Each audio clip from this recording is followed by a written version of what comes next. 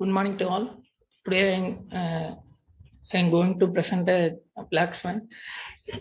A 40-year-old gentleman from Vaniam body, a tailor by profession, presented with a complaint of giddiness for 1 day and complaint of increased sweating for 1 day and complaint of breathlessness for 1 day.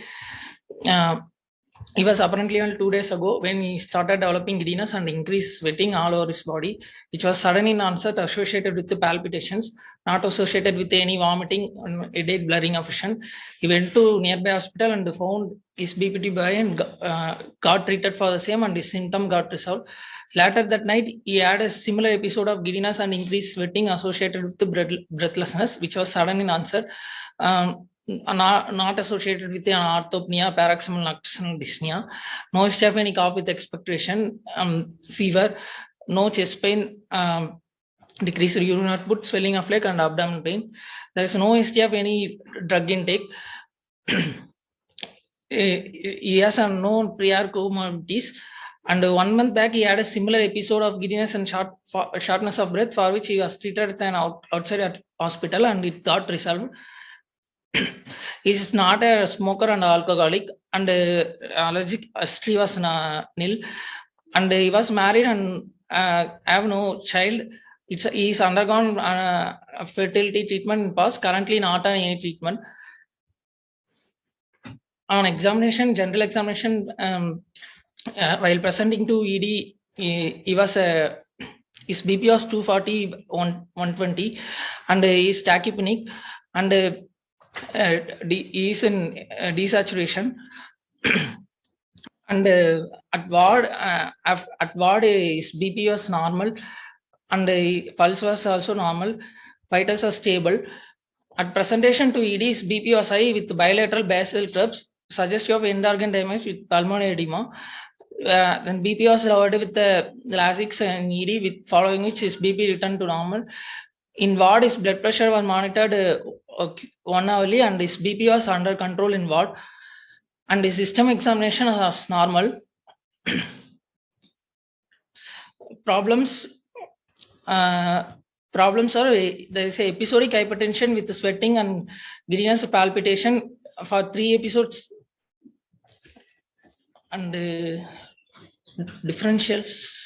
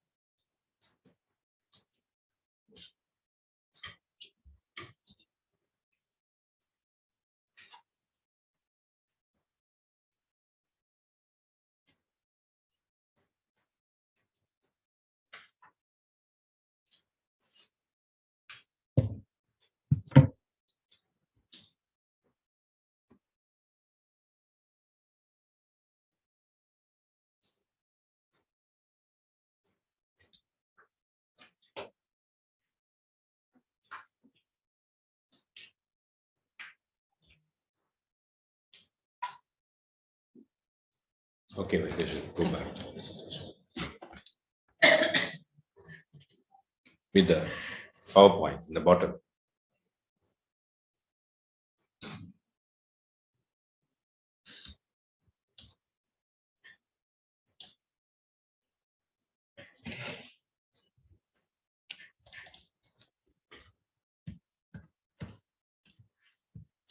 Differentials considered was renal artery stenosis, Conn syndrome, Cushing syndrome, and pheochromocytoma, paragangliomas, aldosterone secreting adenoma, labile hypertension, pseudopheochromocytoma, and drug-induced include serotonergic drugs and NSAIDs, steroids, and dopaminergic and norepinephrine reuptake inhibitors.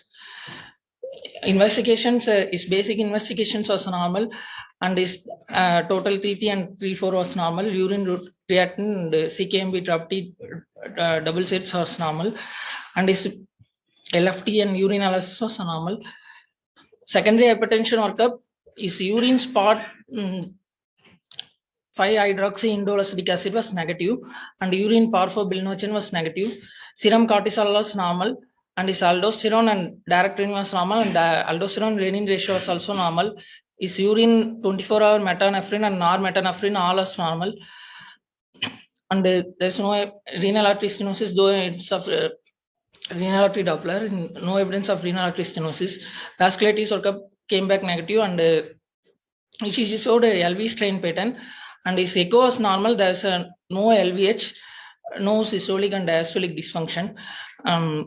ANA came back negative, and CECT abdomen showed no evidence of any adrenal lesion. CT brain was normal.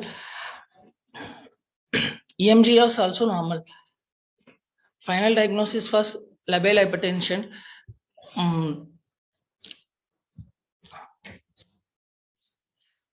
Patient followed up in endo also.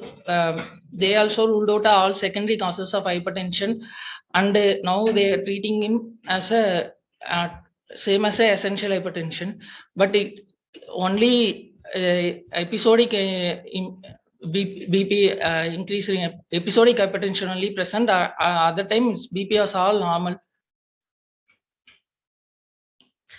Treatment given was started on tablet calvidolol alpha plus beta blockers and anxiolytic clonazepam, and then atorvastatin. It's a study about a clinical spectrum of labile hypertension. In BP variability was an average variation of BP throughout the day. The BP reactivity was response to environmental stresses. Individual reactivity changes from stressor to stressor. And BP lability was a phenomenon in which there is a wide range of extreme and highs and lows in BP measurements. Blood pressure liability as a clinical dilemma. This is a alerting phenomenon like white coat hypertension when patient BP was high when in presence of doctor, and labile hypertension, which includes also pre-procedural hypertension. There is a paroxysmal hypertension. That's a pseudo-pheochromocytoma. And normal lability in a patient with vulnerable underlying conditions was a patient with cerebral aneurysm and chronic aortic dissection, Marfan's angina, amyloid angiopathy. Labile hypertension was a patient usually experienced transient but substantial increase in BP, usually but not always precipitated by underlying precipitant like emotional distress and anxiety. Patient can be asymptomatic or can be accompanied by symptoms such as palpitation, flushing, dizziness, and sweating. There is no specific set of criteria till now to treat labile hypertension. Initially, it can be treated through a behavioral modification by reducing stress and anxiety and quitting smoking and alcohol and low salt diet and regular aerobic activity. The treatment for labile hypertension pre-procedure, we can start with the oral alpha plus beta blockers, and in acute set of management, we can give a IV labetalol.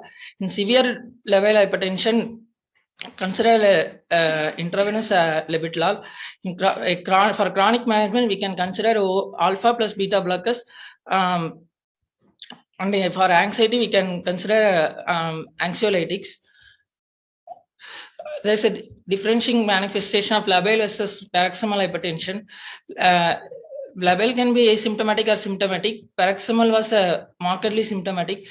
Labile was usually triggered by a stressor and accompanied by emotional distress. In paroxysmal, there is a usually appear out of blue without any antecedent emotional distress. A patient usually link the blood pressure elevation to emotional distress in labile hypertension. In paroxysmal hypertension, patient usually insists that blood pressure elevation is not related to emotional distress. Few words about a paroxysmal hypertension. It's pseudopiochromositemo. BP elevation occur abruptly in this condition without any overt emotional distress and can last minutes, hours, or even days, accompanied by a prominent distressing symptom like headache, palpitation, flushing, and weakness, dyspnea. In this paroxysmal hypertension, 2% of cases have associated with a pheochromocytoma. There is an increased risk of cerebrovascular and cardiovascular events. Usually, paroxysmal hypertension links to emotional repression, such as intense fear related to previous severe emotional trauma. For paroxysmal hypertension also, we can acute management, we can give either IV labetalol or IV nitroprusside and start an anxiolytic and or oral alpha plus beta blocker. Chronic also, we can give a alpha plus beta blocker, and if emotional repressor present, we can start an antidepressant agent.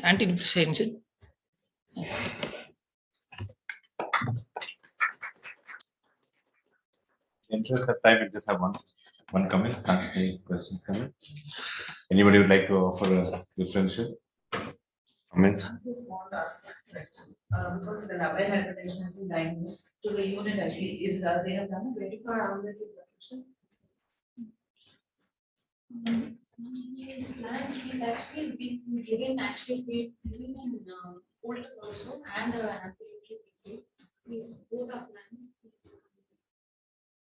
And only warning is if you miss a pheochromocytoma because your values are borderline, better to start the alpha blocker followed by a beta just in case it is, because you give an IV blocker, you will run it. All of them actually endocrine in the same set of investigations again. And again it came out clear. So that's why they also will be starting on beta blocker. Next visit if he comes, then we add an alpha also. Usually for pheo, we try to add the alpha blocker first and then the beta blocker.